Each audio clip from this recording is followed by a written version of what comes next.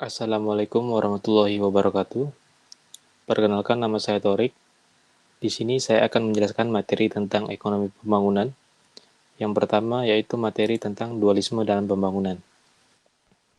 Dualisme merupakan dua keadaan yang berbeda, di mana satu keadaan bersifat superior dan keadaan lainnya bersifat inferior, yang hidup berdampingan pada ruang dan waktu yang sama. Kedua keadaan yang berbeda ini tentu akan memiliki pengaruh tersendiri bagi suatu negara yang secara tidak langsung menganut sistem dualisme ekonomi ini. Dualisme merupakan suatu konsep yang sering dibicarakan dalam ekonomi pembangunan, terutama kalau kita membicarakan kondisi sosial ekonomi negara sedang berkembang. Konsep ini menunjukkan adanya perbedaan antara bangsa-bangsa kaya dan miskin, dan perbedaan antara berbagai golongan masyarakat yang terus meningkat. Untuk selanjutnya, ada ciri-ciri masyarakat kapitalistik. Yang pertama, mementingkan diri sendiri.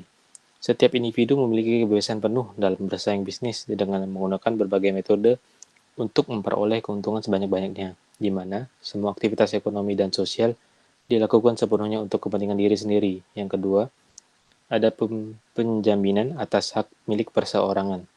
Setiap individu berhak untuk menimbun kekayaan pribadi sebesar-besarnya tanpa mengindahkan posisi orang lain yang tidak memiliki kemampuan untuk melakukan hal yang sama.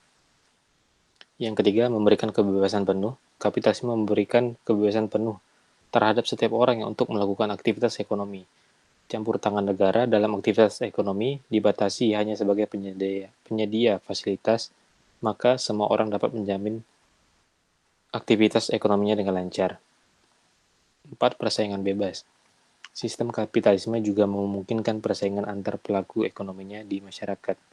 Persaingan ini bisa terjadi antar penjual yang dapat memberikan kualitas kepada pembeli. Sebaliknya, beberapa pembeli juga dapat saling bersaing untuk memberikan harga yang terbaik. Selanjutnya ada ciri masyarakat pra-kapitalistik. Yang pertama adalah menonjolnya sifat komunalisme, yang kedua ada originalitas, yang ketiga ada produksi dalam dan untuk keluarga sendiri. Dan selanjutnya dualisme versus segmentasi pasar. Beberapa ahli seperti Chris Manning dan Howard Dick menyatakan bahwa yang terjadi di Indonesia bukanlah dualisme ekonomi, melainkan segmentasi pasar. Segmentasi pasar terbagi menjadi beberapa bentuk, yaitu segmentasi pasar tenaga kerja. Manning berpendapat bahwa upah dan praktek-praktek di pasar tenaga kerja lebih diakibatkan karena diterapkannya teknologi baru. Selanjutnya ada segmentasi pasar industri TPT. Struktur industri TPT sektornya yaitu ada hulu, pembuat serat dan pintal, skala besar, padat modal, menengah, ada pemintalan, pertentuan, pencelupan, semi padat modal. Yang terakhir ada hilir, garmen padat karya, terutama wanita. Selanjutnya ada segmentasi keuangan.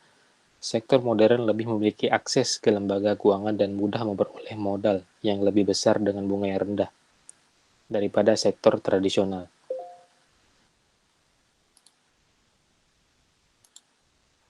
Dan selanjutnya adalah materi negara berkembang dan pengalaman Asia Timur.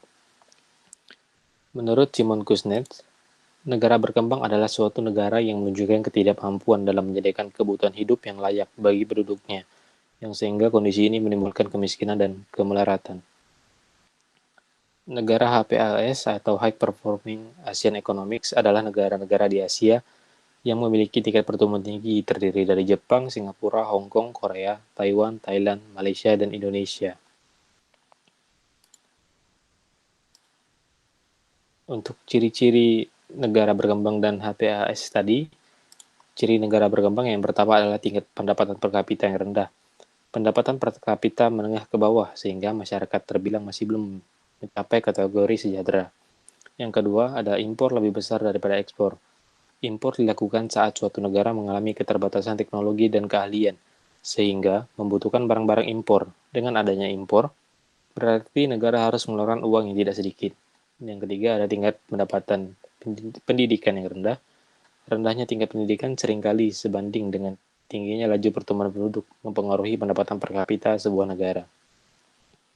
Rendahnya tingkat ekonomi suatu negara berkembang juga menyumbang kurangnya fasilitas pendidikan yang memadai. Dan yang terakhir, pada penguasaan iptek minim. Tingkat pendidikan juga berimbas pada penguasaan iptek pada negara berkembang. Banyaknya masalah yang terjadi di negara berkembang sehingga pemerintah kurang fokus untuk mengembangkan minat masyarakat pada pentingnya iptek. Untuk ciri negara HPS sendiri yaitu yang pertama pertumbuhan ekonomi yang tinggi dan berkelanjutan. Umumnya negara HPAS memiliki tingkat pertumbuhan ekonomi tinggi dan mampu mempertahankan secara konsisten. Hal ini ditandai dengan pertumbuhan pendapatan per kapita yang meningkat lebih tinggi dibandingkan negara lain. Yang kedua ada turunnya tingkat ketimpangan pendapatan dan kemiskinan. Hubungan ketimpangan pendapatan dan kemiskinan negara HPAS bertentangan dengan hipotesis U terbalik.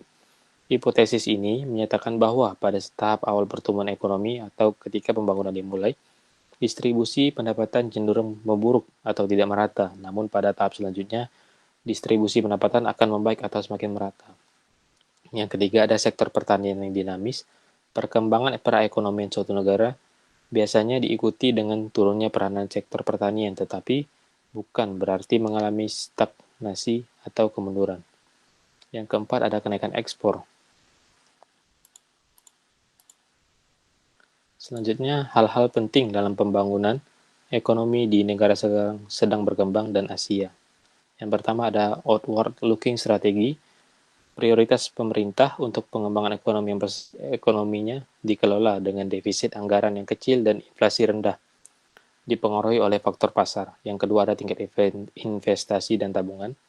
Negara HPAS memiliki perkembangan tingkat investasi dan tabungan yang cukup besar dibanding negara berkembang lainnya. Investasi bisa dari tabungan, pinjaman, dan investasi tabungan.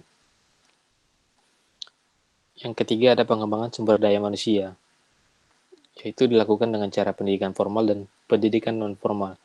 Dan yang keempat, indikator pengembangan sumber daya manusia, yaitu pendapatan per kapita suatu negara dan pengeluaran pemerintah di bidang pendidikan, tingkat melek huruf, dan tingkat investasi. Dan yang terakhir ada tingkat produktivitas.